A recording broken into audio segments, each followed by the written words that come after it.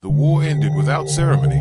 No surrender broadcast echoed across the stars. No final fleet burned gloriously in a decisive engagement. There was no moment future historians could point to and say, this is where it stopped. It simply ran out of momentum. Terran Republic fleets stood down one by one, weapons cooling, reactors throttling back from battle-ready output. Enemy transmissions faded into confusion, then silence, then cautious diplomatic pings sent far too late to matter. The galaxy exhaled. For most species, the aftermath of war was reconstruction. Shipyards, cities, populations. For humanity, the aftermath was accounting. Admiral Sophia Cage stood alone in the observation ring of High Anchor Station, watching debris drift in slow arcs around the blue-white star below. The station had been built during the war's final phase, a logistical monstrosity designed to coordinate 3 theaters simultaneously. Now it was quiet enough that she could hear the faint vibration of structural tension through the deck. She hated that sound. It meant unfinished business. Behind her, a holographic display hovered, cycling through casualty numbers, fleet dispositions, economic projections. She had stopped reading them hours ago.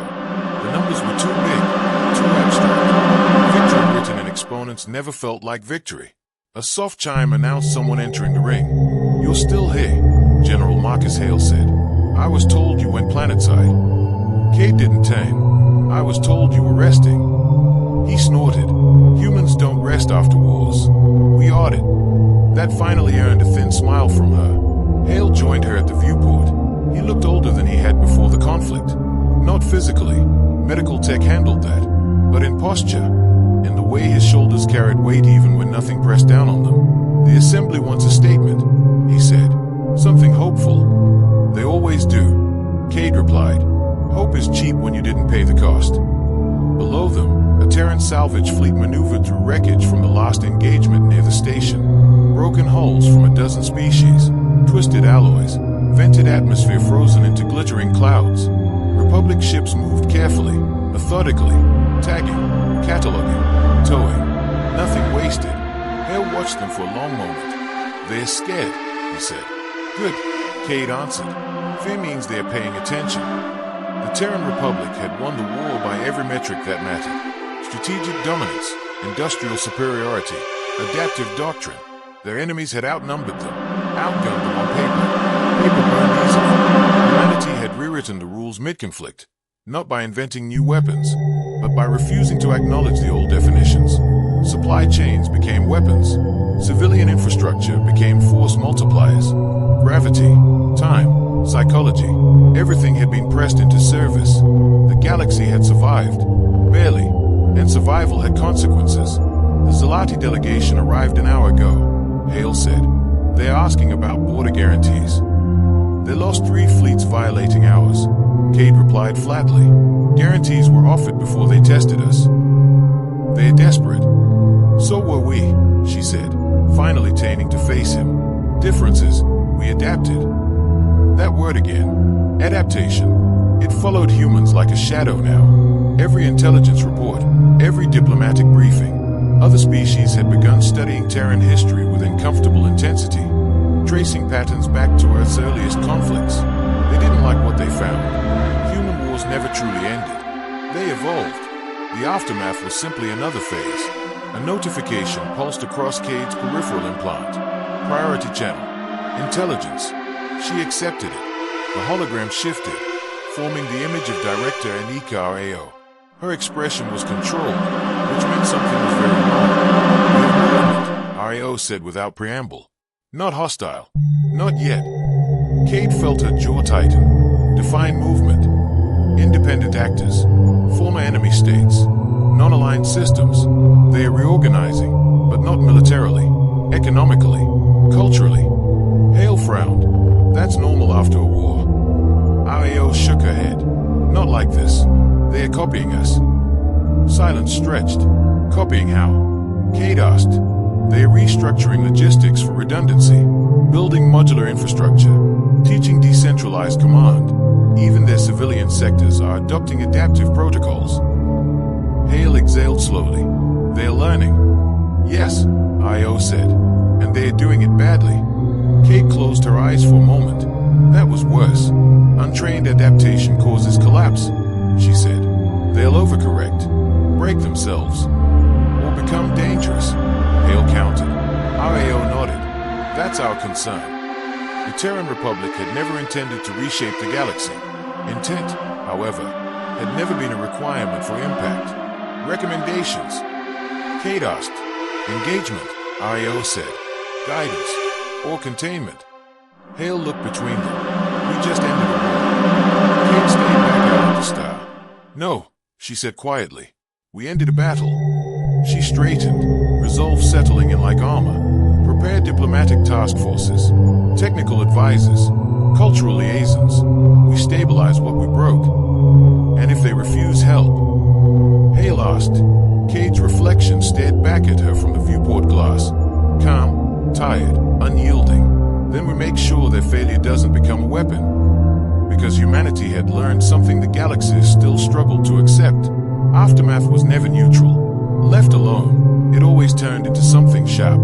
The first sign of collapse didn't come from a border system or a military outpost. It came from a university. The Velnari Institute of Systems Thought had been one of the oldest centers of strategic education in the quadrant. For centuries, it taught doctrine built on balance, predictable escalation, symmetrical response, controlled outcomes.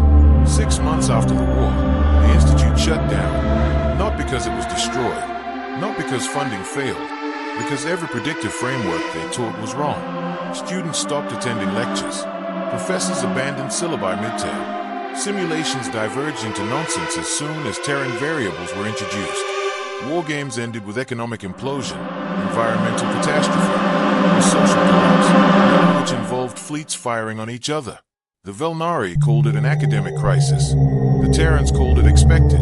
Admiral Cade read the report aboard the TRS Resolute, a flagship now reassigned from frontline command to stability oversight. She disliked the title. It implied passivity. Nothing about what was coming would be passive. They are not failing because they are stupid, General Hale said over Secure Channel. They are failing because they are trying to copy outcomes instead of understanding processes. Cade nodded slowly.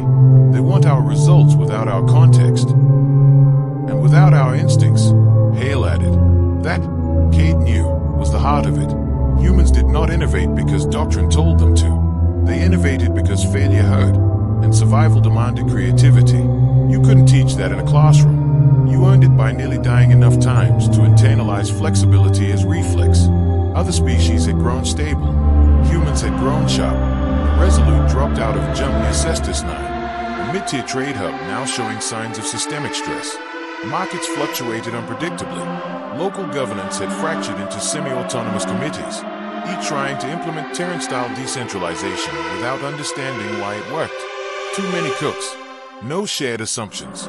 Cade convened a mixed team, economists, engineers, behavioral analysts, and exactly one Marine platoon.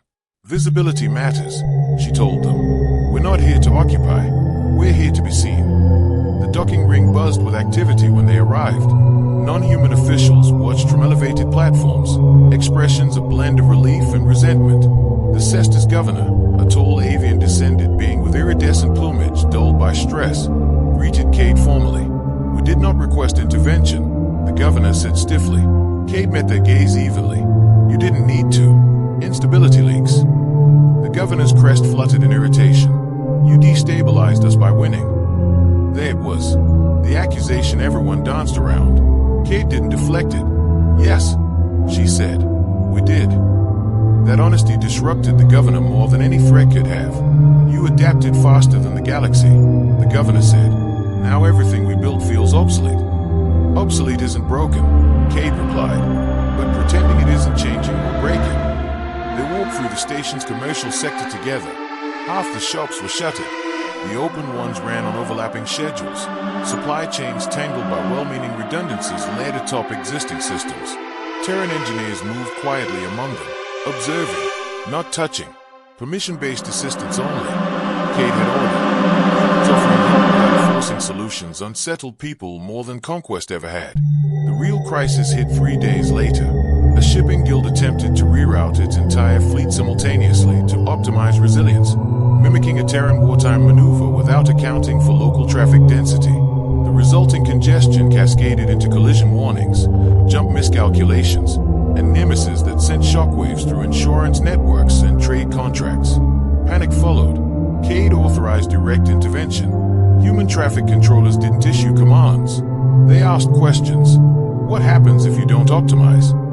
Which delay hurts less? Who actually needs to move right now? Within hours, the congestion eased, not because of superior authority, but because someone had reframed the problem. That reframing spread faster than any technology transfer. The governor watched the feeds in silence. "You're not fixing us," they said finally. "No," Cade agreed. "We're reminding you how to think under pressure." Across the galaxy, similar scenes played out. Terran advisors arrived where systems bent toward failure. They didn't bring blueprints. They brought principles. Redundancy with purpose. Decentralization with accountability. Improvisation bounded by ethics. Some worlds accepted the help. Some rejected it violently. Those worlds suffered most. On the far edge of Republic space, an independent bloc declared Terran influence a mimetic threat and expelled all human presence. They attempted to lock their systems into rigid, pre-war structures, banning adaptive practices entirely. Within a year, a minor economic shock shattered them. Their rigidity turned shock into collapse. Terran analysts watched with grim expressions.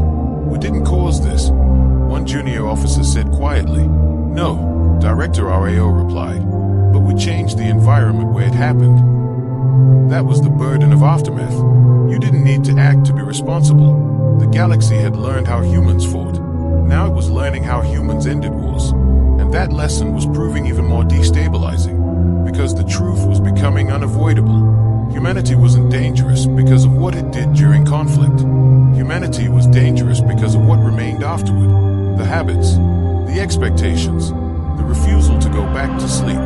As Admiral Cade looked out at Cestus 9 stabilizing under guided chaos, she understood the uncomfortable future taking shape. The Terran Republic would not be allowed to retreat. Not by enemies, not by allies, not by history. They had pulled the galaxy into motion.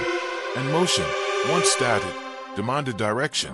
The first world to ask humanity to leave did so politely. It was a formal request, transmitted through proper assembly channels, wrapped in diplomatic language so careful it bordered on reverent. The HFY Concord thanked the Terran Republic for its assistance during the post-war stabilization phase and stated that it wished to resume independent developmental trajectory without external adaptive influence. Admiral Cade read the message twice, then a third time. "They're afraid of us," General Hale said quietly. "No," Cade replied. "They're afraid of becoming us." The HFY had followed Terran guidance closely, too closely. Their logistics networks had become flexible, their governance modular, their military decentralized. They had grown efficient, resilient, and unrecognizable to their own historians. The HFY elders feared erosion of identity more than collapse. Cade honored the request. Terran advisors withdrew within 48 hours. Ships departed cleanly. No pressure, no warnings. 6 months later, the HFY economy fractured, not catastrophically, but unevenly. Their new systems worked, but without the cultural instincts to manage ambiguity. They drifted toward internal tension. Arguments replaced debates. Redundancy bred competition instead of resilience. They did not collapse. They endured, and they resented the endurance. Across the galaxy, the same pattern repeated in variations. Some civilizations leaned into Terran-style adaptability and flourished. Others rejected it and stagnated. Most hovered uncomfortably in between, unable to return to the old ways, unwilling to fully embrace the new. The galaxy entered an age historians would later call the uneasy peace. No major wars, no grand alliances, just constant, low-level instability, systems adjusting, cultures rebalancing, power structures renegotiating themselves in the shadow of human precedent. Humans called it growing pains. Everyone else called it exhausting. Inside the Terran Republic, the toll was finally being acknowledged. Admiral Cade sat before the Senate Defense Council, her uniform immaculate, her expression unguarded. This was not a briefing. This was an intervention. "We can't keep doing this," Senator Alvarez said bluntly. "We're stabilizing half the galaxy while pretending we're not responsible for the other half destabilizing." "We didn't ask for this role," Cade replied. "No," Alvarez agreed. but we accepted it by acting the way we do. The chamber murmured. A younger senator leaned forward. Are you suggesting we limit ourselves? That we stop adapting? Cade's gaze hardened. No, she said. I'm suggesting we adapt to what we've become. That silenced the room. Director Ario's intelligence brief followed. Independent species were no longer merely copying Terran systems. They were studying Terran psychology, Terran education, Terran historical failures. They were trying to understand the cost. And what they were finding frightened them. Humans were tired. Not physically, not economically, morally. Every intervention saved lives and erased alternatives. Every stabilization effort prevented collapse and delayed autonomy. Humanity was becoming the galaxy's immune system, attacking crises before they could resolve themselves naturally, even when those resolutions might have been necessary. We're not letting the galaxy learn anymore, Hale said later, privately. We're cushioning every fall. And falls are how humans learned, Cade said softly. That was the paradox. Humanity's strength came from suffering survived. By preventing others from suffering, they were freezing the mid-growth. The final catalyst came from an unexpected place. The NYTH returned. They arrived quietly, their luminous form slipping into Terran space without ceremony. This time, they requested direct audience with civilian leadership, military command, and cultural representatives. No intermediaries, no assembly oversight. The meeting room was simple. No holograms, no recordings. The NYTH spoke gently. You have changed the probability landscape of this galaxy, they said. Conflict no longer resolves itself. Collapse no longer completes. You interrupt cycles before they finish. Cade listened without defensiveness. That was never our intention, she said. Intent is irrelevant, the NYTH replied. Effect is dominant. They paused, light dimming slightly. You are becoming a constant, they continued. And constants halt evolution. The words landed like a physical blow. What are you suggesting? Alvarez asked. The NYTH's glow brightened. That you learned the final adaptation, they said. Restraint. Silence followed. Not defiance. Recognition. The Terran Republic changed course. Not dramatically, not publicly, subtly. Interventions became slower. Guidance became conditional. Some systems were allowed to fail, contained, monitored, but not rescued. It hurt, especially for humans. But something else happened.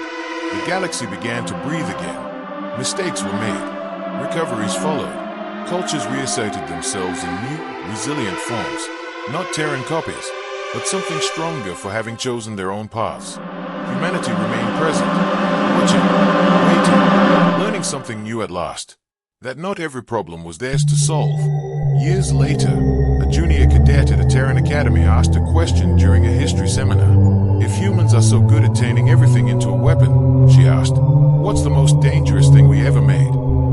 The instructor didn't hesitate. Responsibility, he said, because in the end, the galaxy did not fear humans for their weapons. It feared them for their willingness to carry the weight of consequences, and for the wisdom it took to finally put some of those weapons down. The galaxy did not thank humanity for learning restraint. Gratitude was not the prevailing emotion. Relief was. With Terran intervention slowing, many civilizations felt something unfamiliar again, uncertainty without supervision. There were no quiet human advisors in the background, no subtle corrections applied before disaster could bloom. For the first time in generations, mistakes stayed broken long enough to be felt. Markets crashed and recovered. Governments failed and reformed. Small wars flared and burned themselves out before growing large enough to draw external attention. And humanity watched. Not indifferently, deliberately. Inside the Terran Republic, this new posture was harder than any war had been. Commanders trained to react had to learn patience. Analysts conditioned to optimize outcomes had to accept inefficiency. Entire branches of the military were restructured, not reduced, but reproposed. Less response force, more observation. Admiral Cade retired quietly. There was no ceremony broadcast across the Republic, no grand farewell. She submitted her resignation, handed over command, and left High Anchor Station aboard a civilian transport. She took a post on a marginal colony world, agricultural, slow, irrelevant by galactic standards. That too, was deliberate. She spent her days walking among fields, speaking with people who had never fired a shot in space and never would. People who worried about soil acidity and seasonal storms, not probability landscapes and cultural destabilization. For the first time in decades, she slept without a tactical overlay humming at the back of her mind. Elsewhere, the galaxy adjusted. A generation grew up that had never seen a Terran fleet arrive to fix things. They heard stories, of course. Everyone did. Humans who threw debris instead of missiles. Humans who weaponized gravity. Logistics. Patience. Humans who scared the universe into behaving. But those stories felt old. Mythic.